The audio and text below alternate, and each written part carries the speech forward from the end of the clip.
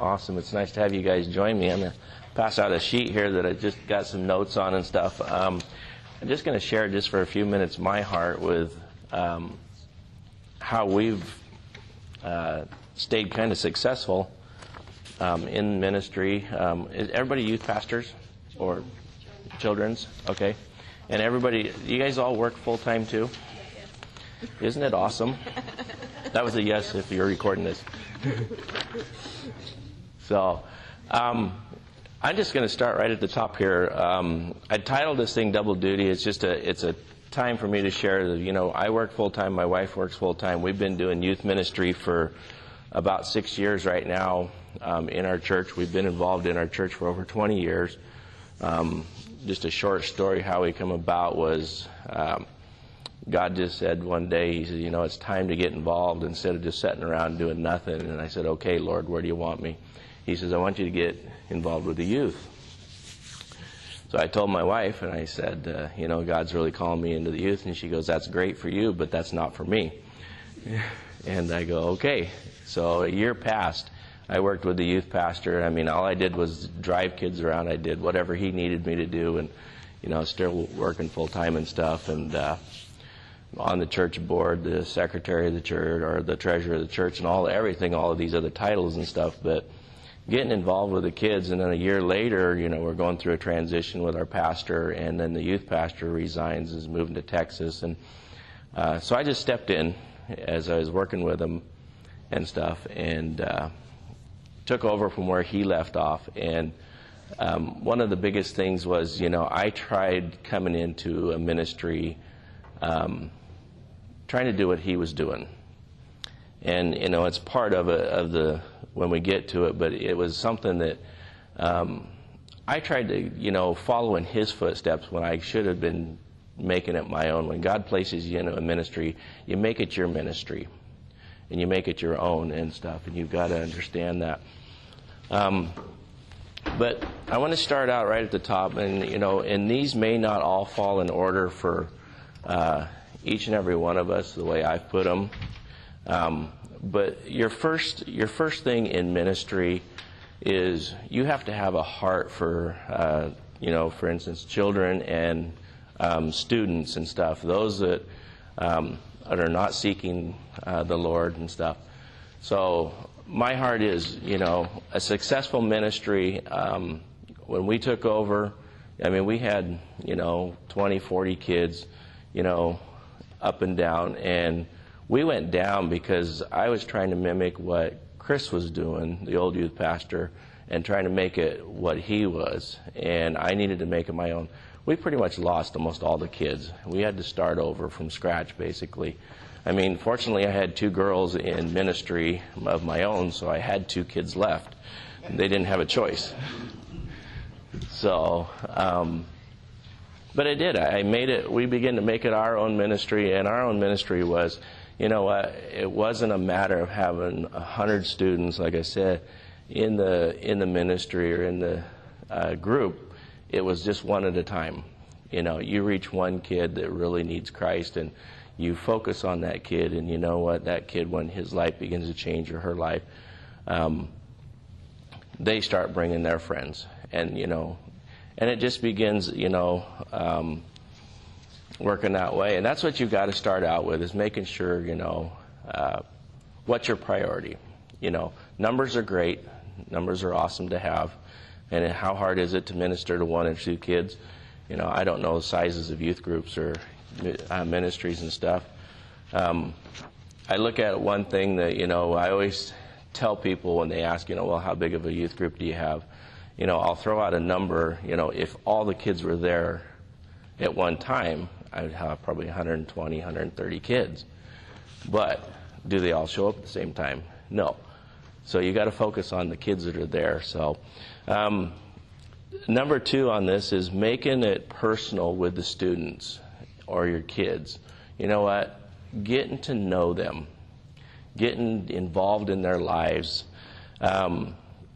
There's a movie out that really hit me hard, because I don't know if you've all seen it. It's called Save a Life.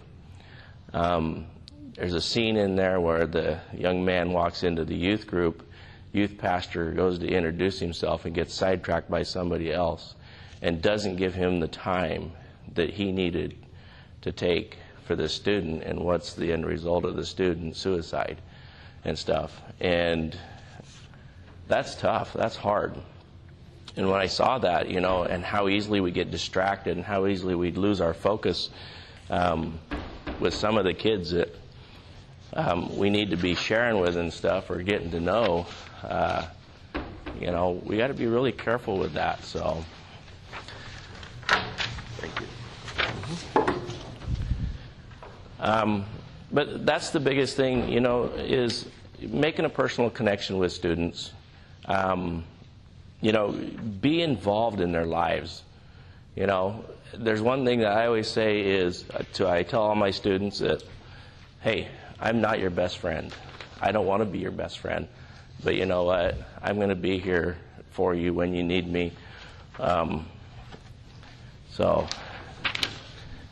that's one of the key things in the ministry for myself and making it successful. Be real with them. Be honest with them. Okay? When they come up to you, when they have a situation or they have a problem, be honest and be open with them. Make sure that you tell them what they need to hear and not what they want to hear. That is huge in our area. We don't candy coat nothing with our kids. We just tell them straight up. So make sure yourself's available at all times too.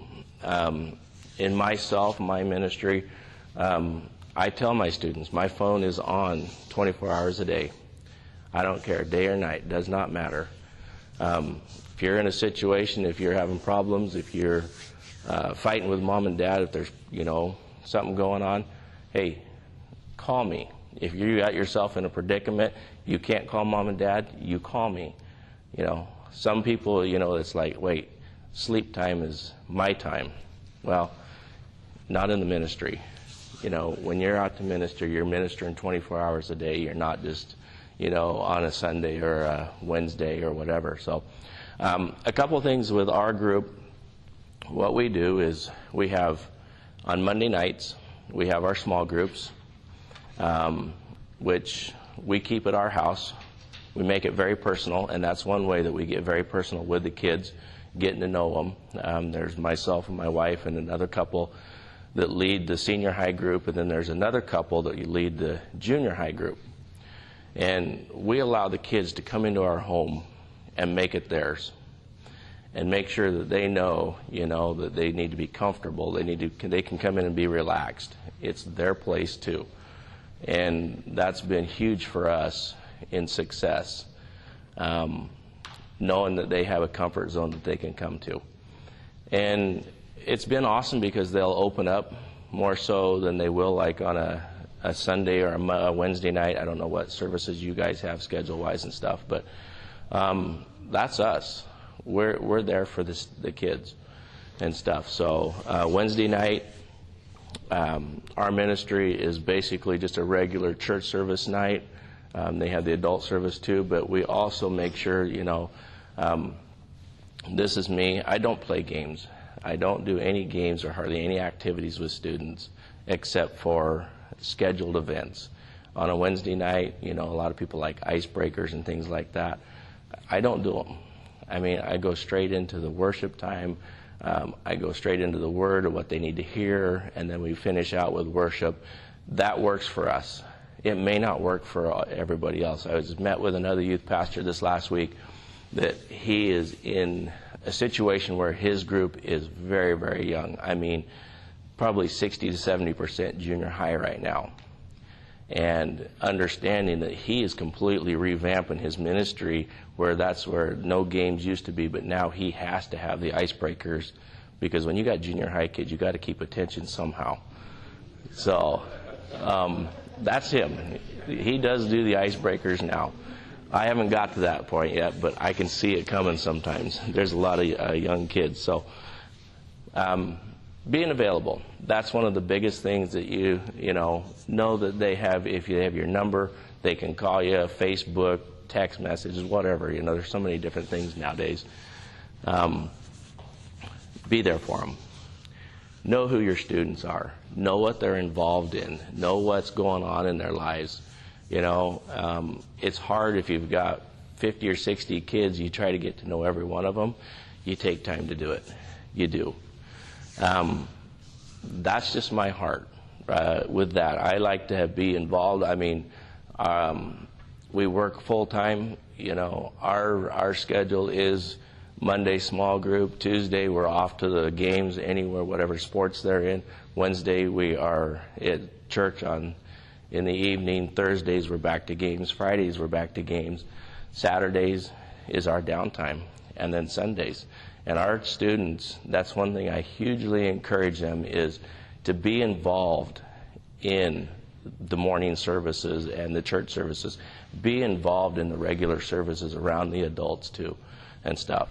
A little different with children's ministry because you are having those kids. That's probably your focus time is Sunday mornings with the kids. I don't know what other things you do during the week or not, but encourage them to. That's one of the biggest things. Encourage them to be involved, get to know the adults and stuff of the church and stuff. So, number 3 on here, a good leadership team.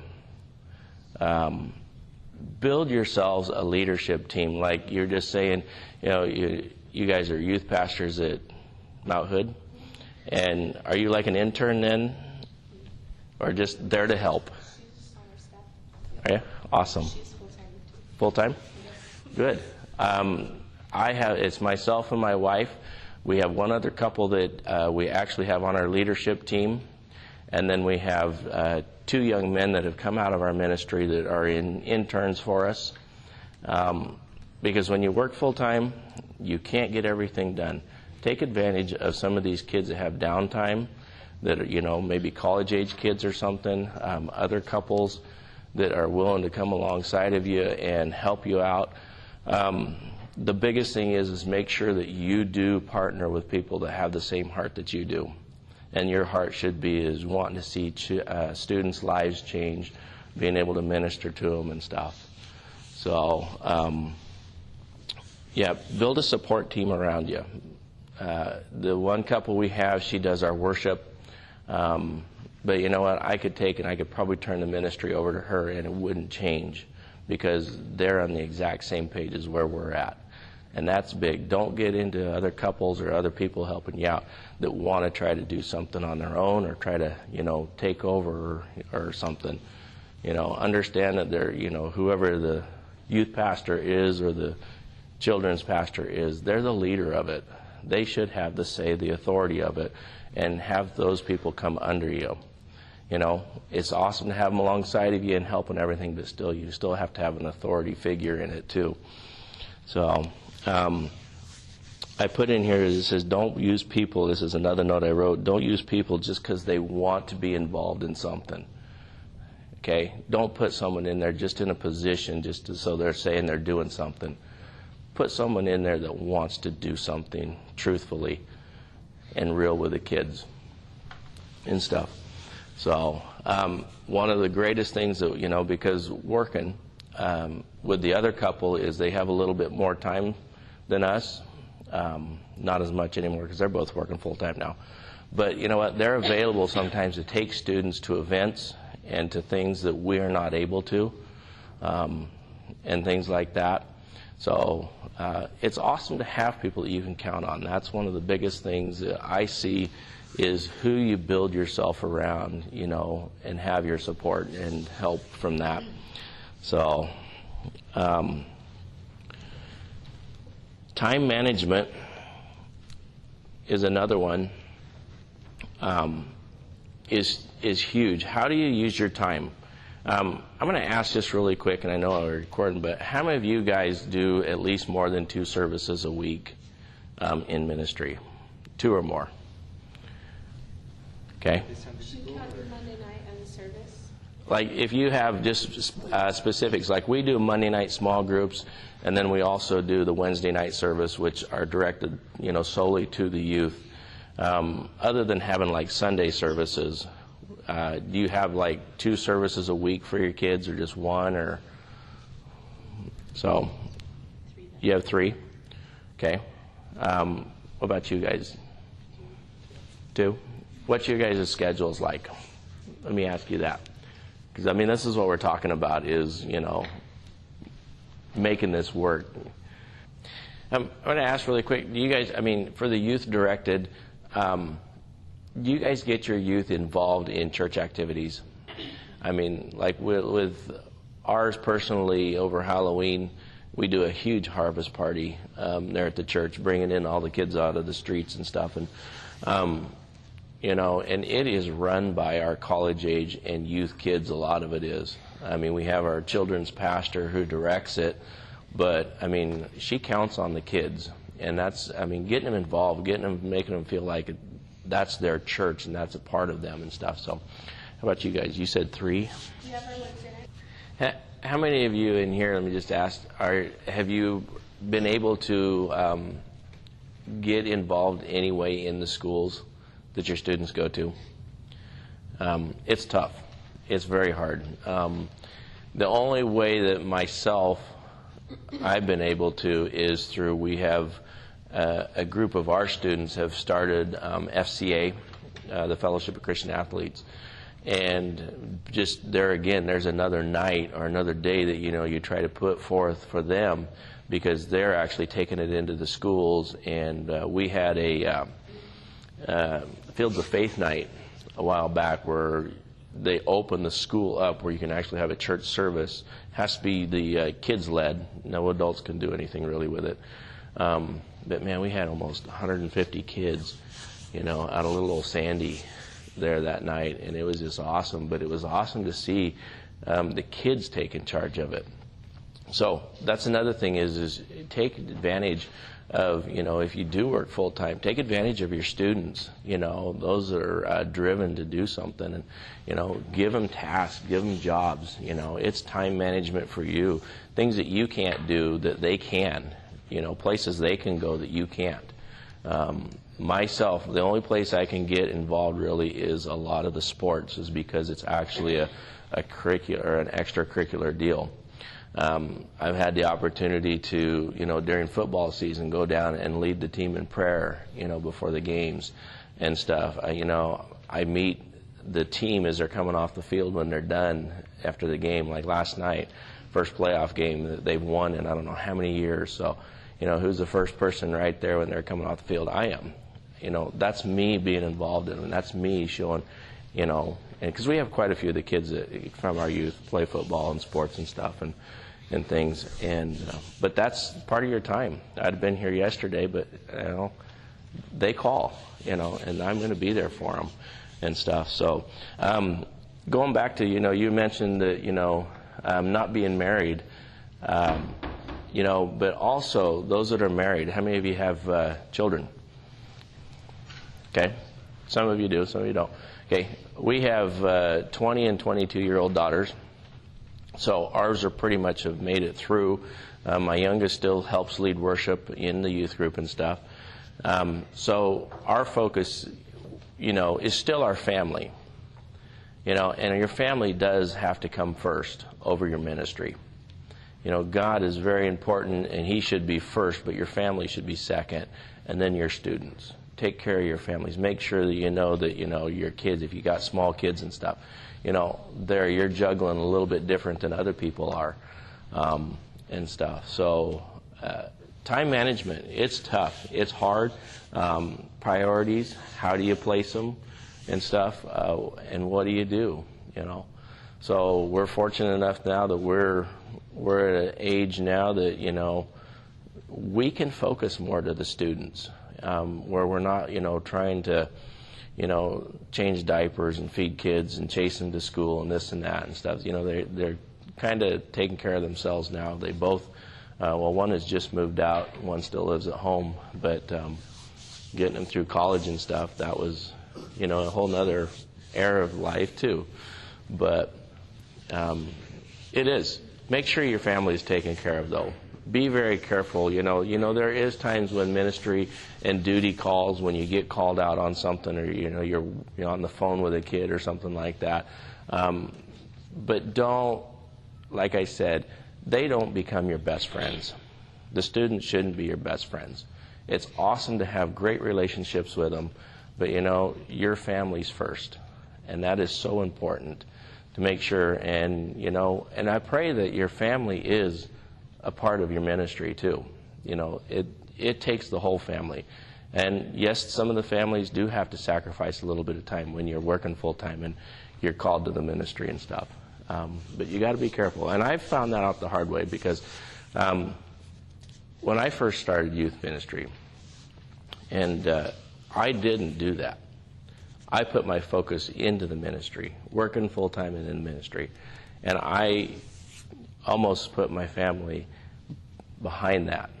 And that was tough. And I don't want to say I didn't reap any bad stuff from it, but you know what? I got the idea from my kids is when they'd always go to Mom, or they would never talk to me.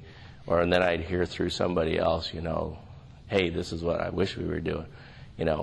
I lost the communication between my kids, and that's something I shouldn't have done, and I did. So I'll tell you, be careful with that area of it. So, moving down, number 5, it says, it's not about what you want. And that's what I found out, going into taking over in ministry. I thought, I could just pick up where the old youth pastor left off and things would be fine. Everybody would just fall right into place. You got to understand, when you take a position or you start working with youth and kids and stuff, you know what? This is God calling you out in an area. Okay? And I pray that, you have the heart for it and you're ready for it. You're listening to what He wants to do. You're listening to how He wants to direct it and not what you want to do. You want the big, successful youth group. That's everybody's heart's desire. You want lots of little kids coming. Like I said at the very beginning, if you start with just one kid, and if that's what God wants you to do is mentor one kid, work with one kid, and it turns to 2 or 3 or something, He's going to prepare you for what you can handle. And He's going to prepare you and lead you, okay? And I emphasize lead. He needs to lead, and we don't need to. We got to allow Him to take us through this and show us what He wants. Spend time in prayer. Spend time in the Word, okay? Spend time in preparation, for like your services and things like that. And I catch myself, okay, services on Wednesday night, I've worked all day, and I run home and I prepare a sermon in 15 minutes that I'm going to deliver on Wednesday night. Okay? I see some smiles because everybody else is doing that too. Okay. No, spend some time in it. Get some notes, get some scripture, put some thought into it, and, where God wants it. That's the biggest thing. What God wants to do in it and not what we want to do. So,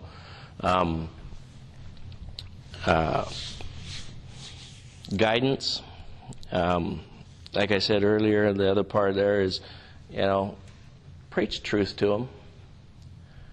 Don't preach something that they just want to hear. It makes it sound good.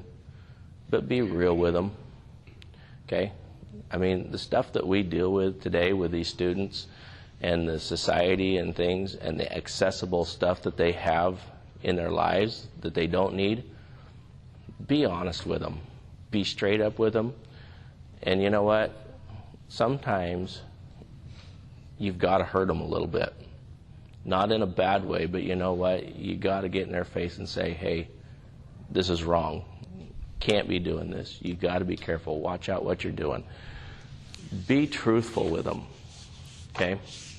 Don't just candy coat everything, like I said, and say, okay, you know what, everything's good, you're going to make it through high school, no problem. Just kind of, be after them. I mean, one of the biggest things that we deal with right now with the kids, grades. These kids are just, I don't want to call them lazy, but they are. They don't want to put forth an effort, and they're always asking. And if I get parents calling, why is my kid failing? Why, well, why is it? What are you making them do at home? That's the other thing, is I'm not afraid to go after the parents too. If I know the parents of some of these students are in the church, and I hear these students doing them, or the parents letting them do this stuff, okay, this is me coming out to the parents. I'm saying, why? You know what? Are you harsh? Are you mean about it? No. Are you loving about it? Yeah, because you care for the students. If the parents don't care for them, you do. You want the best for them. You're going to take the actions to make sure that you can help them out. Okay? Getting after kids because of their grades, I do it all the time. I'm in their face. I'm always saying, hey, is everything done? Do I need to go to the school and check up on you? I'm not afraid to do it. I've got actually really good ins with all the counselors and all the people, all the attendance people and stuff at the school. And I'm not afraid to check up on them. I don't let them get away with stuff. And there again, it takes time to do that, but you have to, if you want them to be successful, if you want them to make sure, okay, you get the report. Why did this kid get kicked out of school? Go to them. Go to the counselors. Nowadays in school, there's a police officer involved practically in every school. Go to them. Say, hey, what is going on? What are they doing? Go to the parents. Okay? This is your guys' job. That's not being the best friend, but this is being the best interest for these students. And that's what you've got to be doing and stuff. That's my heart is, if you have the opportunity, go to the school. Find out who the principal is. Find out who the counselors are. Start to meet the teachers and stuff. And you know what? If you have the opportunity, if you have the chance to share with some of the teachers and the principals and stuff, say, hey, so-and-so, has been coming to the youth. And they'll respect that and they'll understand it. And then the principal of Sandy High School, good Christian guy. And I've gone to him and said, hey, this student here, and they're going, well, okay, he's not acting like he's a Christian kid. And I said, well, tell me what he's doing, And I'm not afraid to get involved in their lives because that's what we're supposed to do. Okay? We're supposed to teach them, help them, and nurture them, but we're also making sure that they are on the right path, making sure that they are making right choices and stuff. So the last thing I've got on here is making sure that you are under the covering of your church, your senior pastor, and making sure that you take the time to meet with him and spend time to pray with him. I wish I had more time where, for a while there, I was meeting with him once a week. We were having a little bit of time and prayer together and, kind of throwing some scriptures back and forth to each other, and helping each other be accountable, and stuff. And, and I want to make sure that our senior pastor is completely on board with what we're doing. I want him to hear what I'm teaching these kids. I want him to hear what is coming out of this ministry. I want him to hear what's happening in these kids' lives. Because he too often just gets caught up in what happens in the general congregation of your church, where, yeah, everybody's doing good, and somebody got laid off from their job, and, the tithes is really good, the attendance is good, No, I want to hear that I've got a young lady that just won state in javelin. I want to hear that I've got the kid that was varsity quarterback is going to this college. I want him to understand what's coming out of the ministry. Don't be afraid to share those things with him. Let him know that, the value of these kids, and he needs that. He needs to hear it. And I pray that your senior pastor takes hold of that too and wants to hear it. Because you know what? His ministry is based on your ministry too.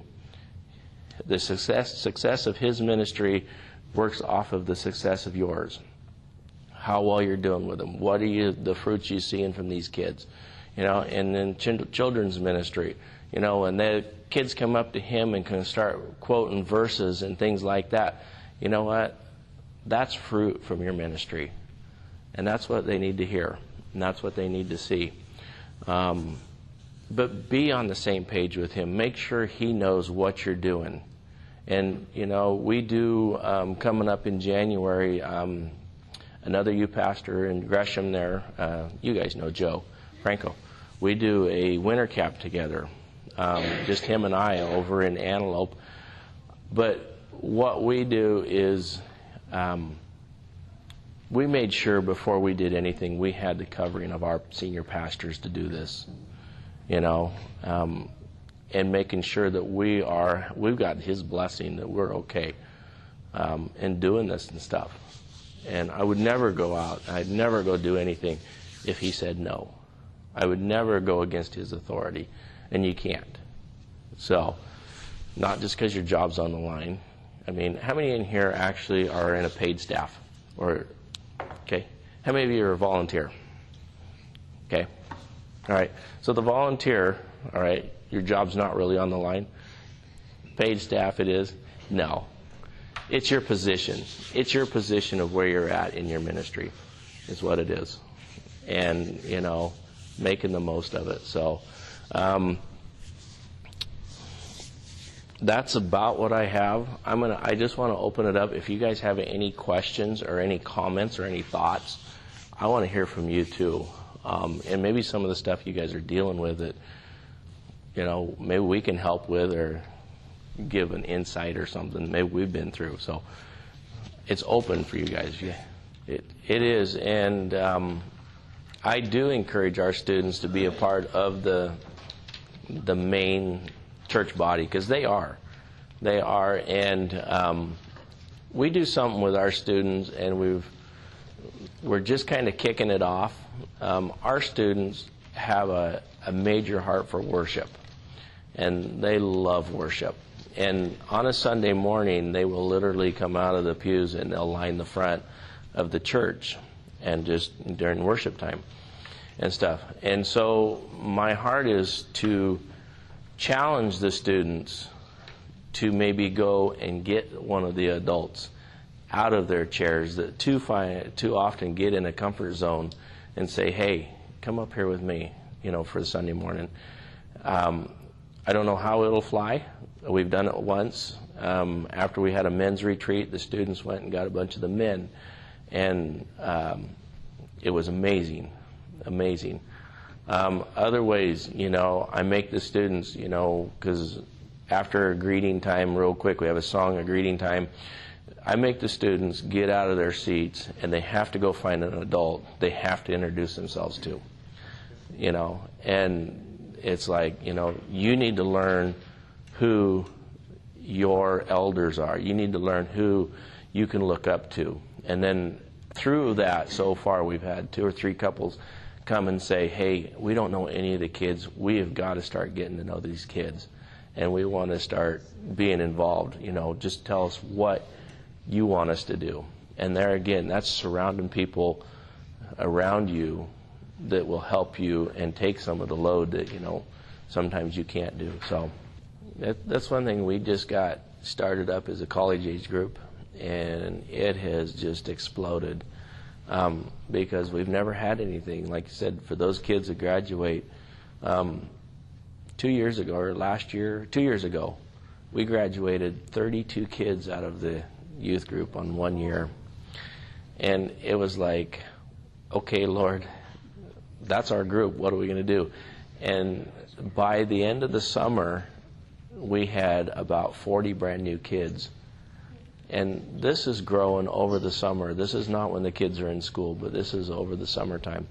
And God just exploded things, But a lot of these kids went military, college, and this and that. And, some go away that you wonder what happened to them and stuff. And you just keep praying for them. But we kicked up a college age group, and it's been fantastic for them. And really involving them and stuff. And that's the other thing is the young man that's leading the college age group is definitely pushing hard to tell these kids, you are part of the church too. You have to be there on that Sunday. It's just not your Monday night small group college group, but it is, getting these kids filtered back into the church, getting involved and stuff. And, we're working really hard right now on getting students and college-age kids into working with the children on Sunday morning and stuff, being a part of them, because, what was your life like? And I tell these kids that when you were coming through kids ministry, who was there for you? Was it all adults? Was it all this? Or did you have teenagers actually, helping you and talking to you and sharing with you? And the kids, little kids, need to see teenagers involved because, that's their next step. And then the teenagers need to see the adults because that's their next step. And, it's the chain reaction and stuff. So I tell them basically they have to. They do. I do. That is one thing, like I said, I don't push, I don't go around the corners or anything with the kids. I straight up with them. I said, you guys, if you're in this youth, you want to be a part of this, you are going to be involved. I said, you're going to be helping in, youth or in the kids. You're going to be involved in Sunday morning. I said, you don't have a choice, and they step up to it. They do, and you challenge them. There are some that, that will not, and, you fight them, and they're going to go the way they do. But the ones that really have that heart, if that's what you guys are teaching, and I pray that you all are, which if it's God's ministry, it is. But if that's what you're distilling into your students, they're going to want to serve. They're going to want to be servants. So we have had a couple.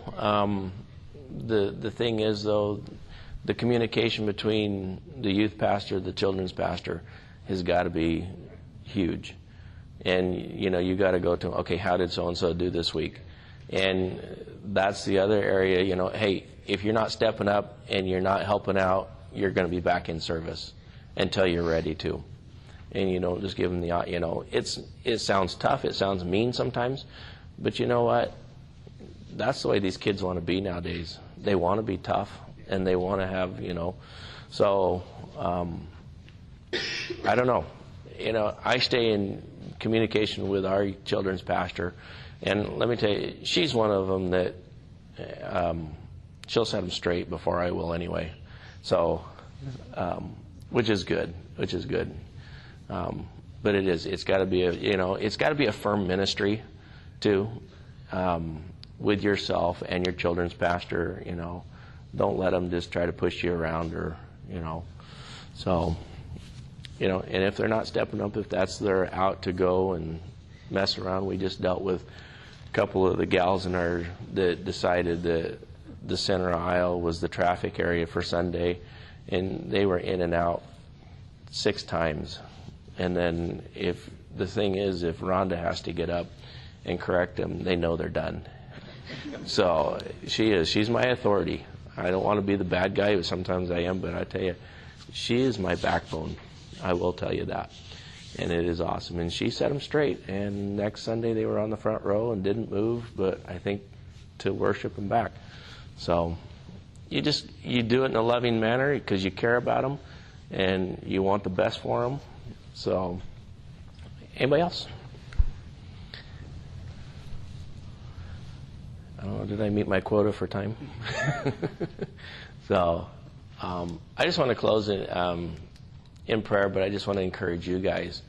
I know it's tough, full-time jobs and volunteer if you are. I commend you. I was there. I know, and we're paid part-time right now, but spending the time as a volunteer and allowing God to work through you, okay? Don't do the work yourself, but let God work through you. And that's one of the key things to it. So I commend each and every one of you for taking positions, even at any age. Working with teenagers is not fun a lot of times and stuff, and what we're dealing with, so, and kids. So let's pray, and I thank you guys for setting in. So Father, I just thank you and I just praise you, Lord. Father, for the opportunity just to come together and just share our hearts, Lord, in a group. And Lord, our hearts are reaching teenagers and children, Lord, Father, that you use us as vessels, Lord, Father, that you would reach through us to them. Lord, I pray for each ministry in this place right now, Father, that you would just pour out your blessings upon them. Father, that each ministry in this place comes under your covering, Lord, and through the church body's covering, Lord, Father, that we don't step out and try to do this on our own. We know we have to have your help. Lord, I pray for strength for each couple in this place, for each pastor, each title in this place, Lord. Father, that you would continually give everybody strength, blessings, Lord. Father, that you would, through this, whatever opportunity or part of it, anybody can use, Lord. I just pray, Father, but I just pray again, we just thank you. We just give you this, Lord, in your precious name. Amen.